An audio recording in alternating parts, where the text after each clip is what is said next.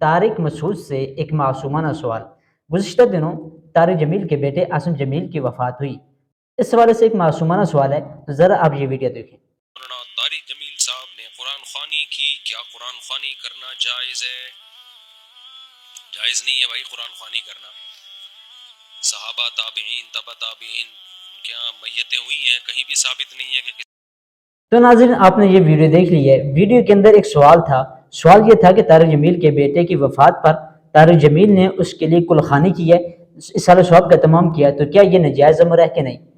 تو آگے سے جواب یہ ملا کہ جناب یہ جو طارق جمیل کا یہ عمل ہے یہ ناجائز ہے، کہ طارق مسعود کا یہ موقف ہے کسی مسلمان کے لیے دعا کرنا ناجائز ہے، کسی مسلمان کے لیے اصالہ ثواب کرنا اور اس کے لیے دعائے بخشش کرنا، قرآن خوانی کرنا یہ ناجائز ہے، جبکہ اس حوالے سے بے شمار احادیث، بے شمار دلائل کتب دنیا کے اندر موجود ہیں، اس کا کوئی انکار ہی نہیں ہے۔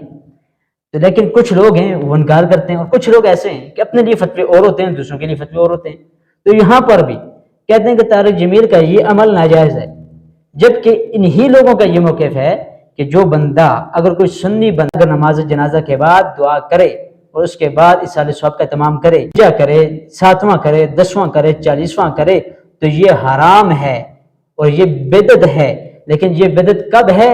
جب یہی فعل سنی بریلوی کرے تو اس کے لیے بدعت ہے، لیکن اگر یہی کام اگر دیوبندی کرے یا ہمارا کوئی اپنا کر لے تو اس کے لیے ناجائز ہے، اس کے لیے حرام نہیں ہے، اس کے لیے بدعت نہیں ہے، بلکہ اس کے لیے ناجائز ہے۔ کیوں؟ وہ ہمارا بندہ اپنا ہے۔ تو یہ کہ یہ دو رخی ہے، یہ دورہ معیار کیوں؟ آخر ہمارا یہ معصومانہ سوال ہے کہ آخر یہ دورہ معیار کیوں؟ اگر بدعت ہے، اگر کوئی اور سنی بریلوی کرے تو یہ بدعت ہے، تو طارق جمیل بدعت ہے کیوں نہیں؟ اگر سنی بریلوی یہ کام کرتا ہے اور یہ کام فعل حرام ہے، حرام کا فتویٰ ہے، تو طارق جمیل کے اوپر یہ فتویٰ حرام کیوں نہیں؟ اپنے لیے گنجائش اور دوسروں کے لیے فتویٰ حرام اور بدعت، یہ کون سا دین؟ یہ کون سی شریعت ہے؟ یہ کیسا مزاج دین ہے؟ یہ کیسا مزاج اسلام ہے کہ اپنے لیے فتوے اور ہوں اور دوسروں کے لیے فتوے اور ہوں؟ تو فتوے تو دونوں کے لیے برابر اور یکساں ہونے چاہیے، کہ اپنے لیے بھی وہی فتویٰ ہو، دوسرے کے لیے بھی وہی فتویٰ ہو۔ اور اس کے علاوہ یہ بھی میں کہنا چاہوں کہ یہ جو اصالہ ثواب ہے یہ جائز امر ہے، ناجائز نہیں ہے۔ کوئی بندہ کہ کوئی مسلمان فوت ہو جائے، اس کے بعد اس کے لیے دعائے مغفرت کرتا ہے، اس کے لیے قرآن خوانی کرتا ہے، اصالہ ثواب کا اہتمام کرتا ہے، تیسرا کرتا ہے، 7واں کرتا ہے، 10واں کرتا ہے، 40واں کرتا ہے، کچھ بھی عمل کرتا ہے جو اصالہ ثواب کے زمرے میں آتا ہے، وہ کام جائز ہے، چاہے وہ قرآن خوانی کرے، نعت خوانی کرے، کوئی اور عمل حسن کرے، تو یہ اس کے لیے اصالہ ثواب ہے اور یہ جائز امر۔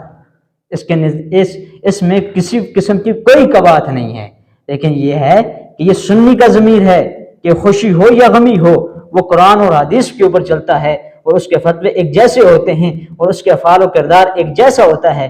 لیکن یہ کچھ اور لوگ ہیں کہ جن کی جب اپنی فوتگی ہوتی ہے تو فتوے ان کے لیے کچھ اور ہوتے ہیں، لیکن دوسرا کوئی غریب سنی مسلمان غریب مسلمان فوت ہو جائے تو اس کے لیے یہ فتویٰ ہوتا ہے کہ وہ حرام ہے، وہ شرک و بدعت ہے، وہ حرام ہے، وہ بدعت ہے، لیکن دوسرے کو بدعت ہی کہتے ہیں اور خود جو ہے یہ ناجائز ہے، لیکن گویا کہ گنجائش دی جا رہی ہے۔